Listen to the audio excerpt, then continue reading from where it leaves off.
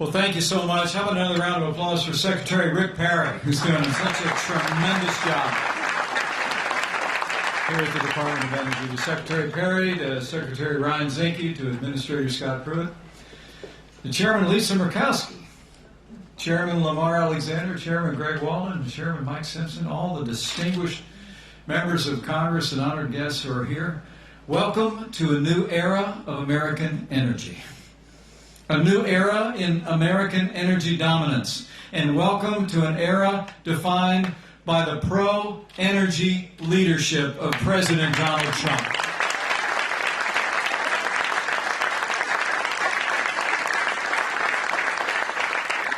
We're gathered here today as further evidence that President Trump knows that affordable, abundant, and reliable energy is the foundation of American prosperity.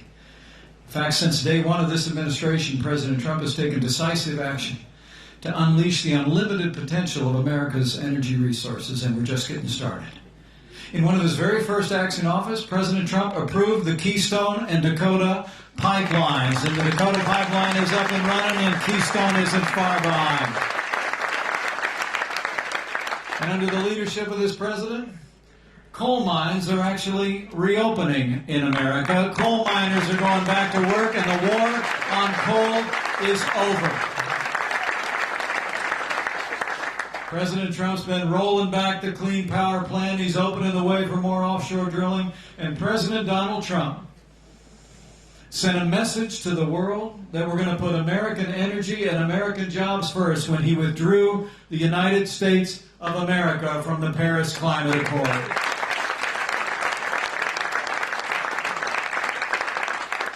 President Trump knows that America needs all our nation's energy resources to power our homes, power our economy, and really to power our future.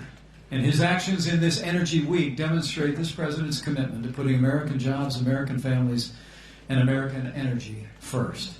So with gratitude for his leadership, unleashing American energy, it is now my high honor and distinct privilege to introduce to you the President of the United States of America, President Donald Trump.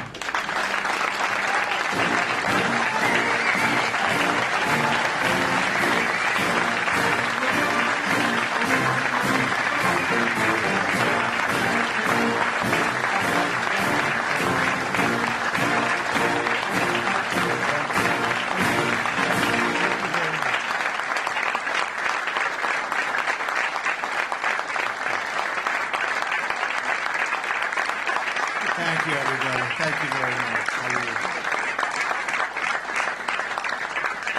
Well, I want to thank everybody on stage. They are really a terrific team. We have some of the real winners in the audience, too, that I can tell you, some great, great people.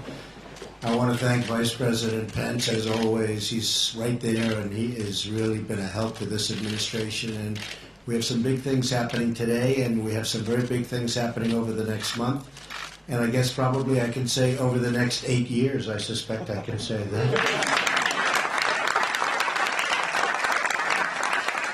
It's wonderful to be here with so many pioneers and visionaries from America's energy industry, great industry. I want to thank the leaders of our great energy companies for joining us today and for supporting our efforts to bring true wealth and prosperity to our people. I also, that's true, come on, give yourself a hand. You deserve it. You deserve it. You've gone through 8 years of hell, and actually I could say even a little bit more than that. You deserve it. I also want to express our sincere gratitude to the labor union leaders and members who have joined us today. Thank you, fellas. Thank you. Thank you. Your workers embody the skill, grit, and courage that has always been the true source of American strength. They are great people. They break through rock walls, mine the depths of the earth, and reach through the ocean floor to bring every ounce of energy into our homes and commerce and into our lives. Our nation salutes you. You're brave, and you are great workers. Thank you very much. Thank you, guys.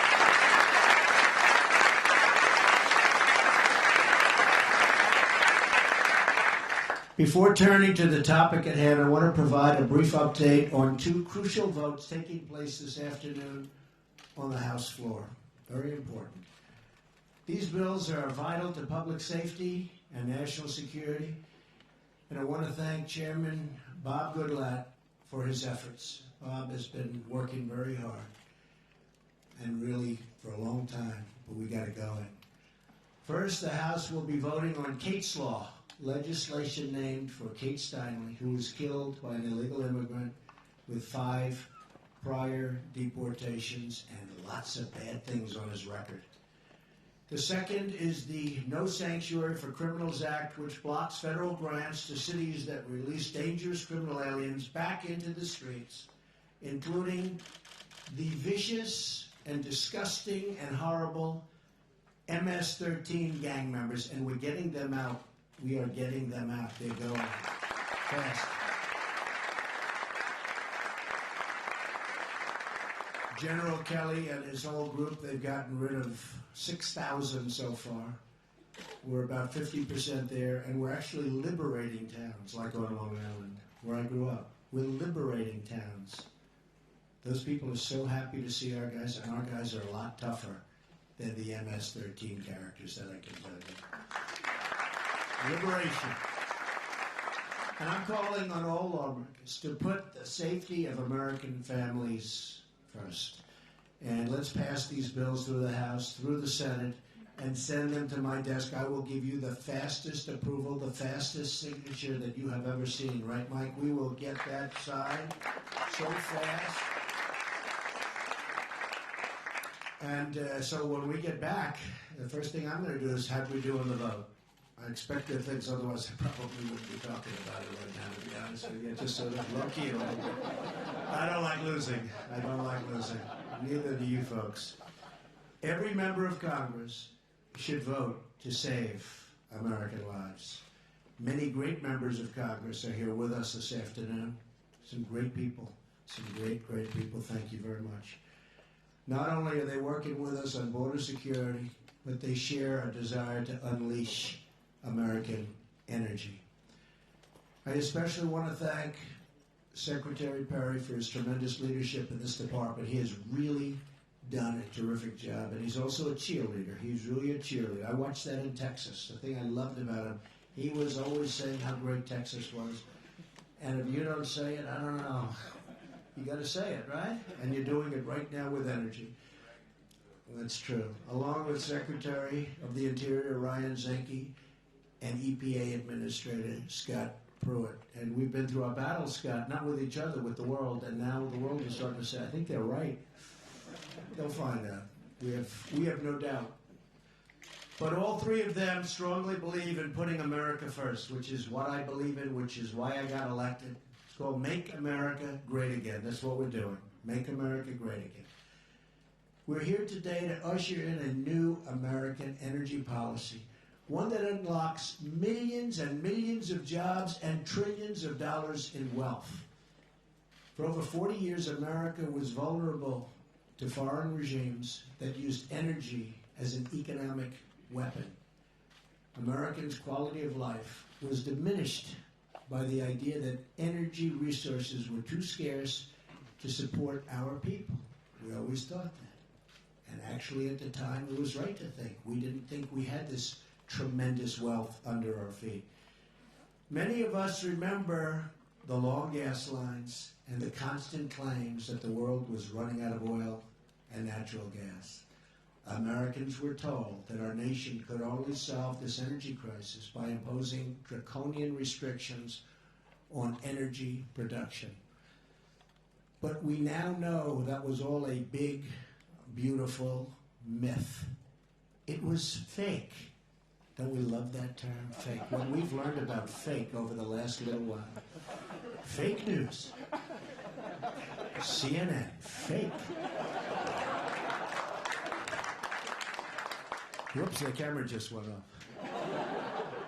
Okay, you can come back. I won't say. I promise I won't say anything more about it. I see that red light go off. I say, whoa. The truth is that we have near limitless supplies of energy in our country. Powered by new innovation and technology, we are now on the cusp of a true energy revolution. Our country is blessed with extraordinary energy abundance, which we didn't know of even 5 years ago and certainly 10 years ago. We have nearly 100 years worth of natural gas and more than 250 years worth of clean, beautiful coal. We are a top producer of petroleum and the #1 producer of natural gas. We have so much more than we ever thought possible. We are really in the driving seat. And you know what? We don't want to let other countries take away our sovereignty and tell us what to do and how to do it. It's not going to happen.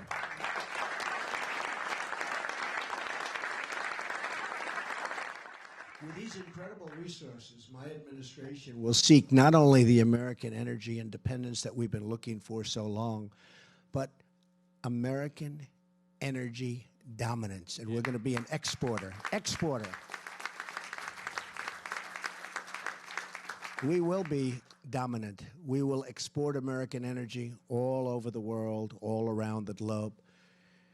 These energy exports will create countless jobs for our people and provide true energy security to our friends, partners, and allies all across the globe.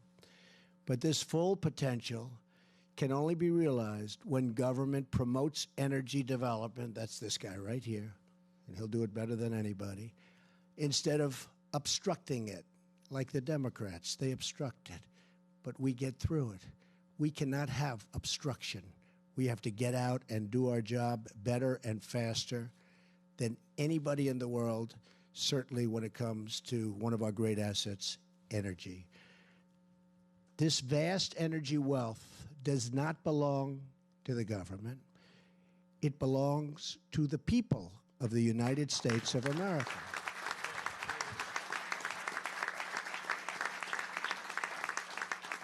Yet for the past 8 years, the federal government imposed massive job-killing barriers to American energy development.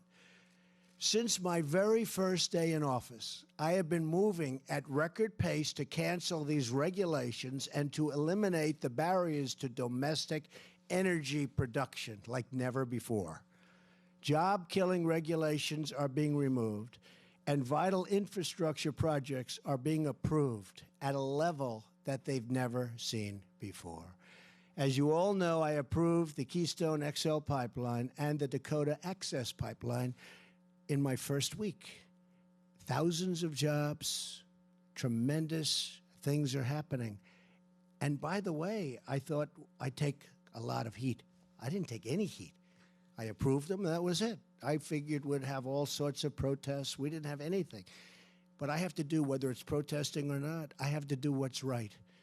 But people celebrate those two transactions as opposed to protesting. But sometimes you have to go out and just do it.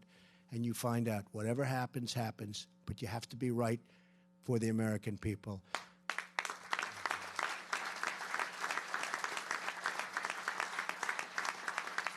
Thank you. I'm dramatically reducing restrictions on the development of natural gas. I canceled the moratorium on a new coal leasing. And you know what was happening? The new coal leasing on federal lands. It was being so terribly restricted. And now with Ryan and with a group, it's going to be open. And the land will be left in better shape than it is right now. Is that right? Better shape. We have finally ended the war on coal, and I'm proud to report that Corsa Coal, here with us today, just opened a brand new coal mine in the state of Pennsylvania, the first one in many, many, many years. Corsa, stand up. Come on. Congratulations. Congratulations. Employing a lot of people, and we are putting the coal miners back to work, just like I promised. Just like I promised when I went through Ohio and West Virginia, Wyoming, and all of the different places. And I see Bob back there. Congratulations, Bob. He's in great shape, right? You're in good shape, Bob, right from the beginning. Good. You just take care of yourself, all right? We're ending the intrusive EPA regulations that kill jobs, hurt family farmers and ranchers, and raise the price of energy so quickly and so substantially. In order to protect American jobs, companies and workers, we've withdrawn the United States from the one-sided Paris Climate Accord.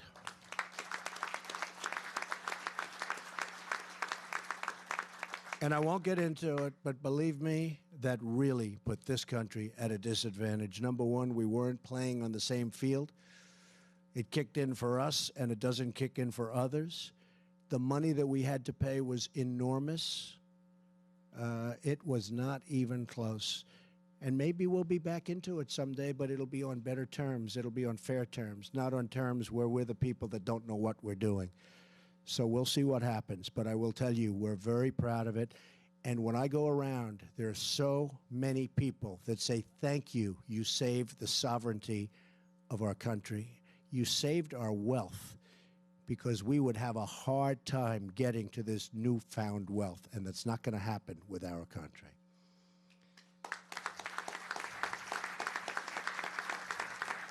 Today, I'm proudly announcing 6 brand new initiatives to propel this new era of American energy dominance. First, we will begin to revive and expand our nuclear energy sector, which I'm so happy about, which produces clean, renewable, and emissions-free energy. A complete review of U.S. nuclear energy policy will help us find new ways to revitalize this crucial energy resource. And I know you're very excited about that, Rick. Second, the Department of the Treasury will address barriers to the financing of highly efficient overseas coal energy plants. Ukraine already tells us they need millions and millions of metric tons right now. There are many other places that need it too.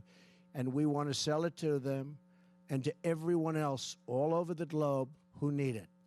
Third, my administration has just approved the construction of a new petroleum pipeline to Mexico, which will further boost American energy exports. And that'll go right under the wall, right? It's going under, right? Have it go down a little deeper in that one section, a little like this, right under the wall. Fourth, just today, a major U.S. company, Sempra Energy, signed an agreement to begin negotiations for the sale of more American natural gas to South Korea. And as you know, the leaders of South Korea are coming to the White House today, and we've got a lot of discussion to do, but we will also be talking about them buying energy from the United States of America, and I'm sure they'll like to do it. They need it. Thank you. Fifth, the United States Department of Energy is announcing today that it will approve 2 long-term applications to export additional natural gas from the Lake Charles LNG terminal in Louisiana. It's going to be a big deal. It's a great announcement. Finally, in order to unlock more energy from the 94% of offshore land closed to development, under the previous administration, so much of our land was closed to development. We're opening it up. The right areas, but we're opening it up. We're creating a new offshore oil and gas leasing program. America will be allowed to access the vast energy wealth located right off our shores. And this is all just the beginning, believe me. The golden era of American energy is now underway. And I'll go a step further. The golden era of America is now underway, believe me.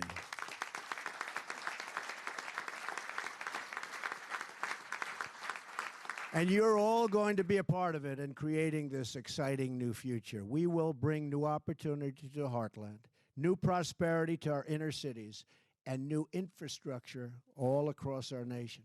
When it comes to the future of America's energy needs, we will find it, we will dream it, and we will build it. American energy will power our ships, our planes, and our cities. American hands will bend the steel and pour the concrete that brings this energy into our homes and that exports this incredible newfound energy all around the world. And American grit will ensure that what we dream and what we build will truly be second to none. we will be number one again all the way. We're going to make America great again. Thank you. God bless you, and God bless America. Thank you. Thank you very much. Thank you. Thank you. Thank you. Thanks,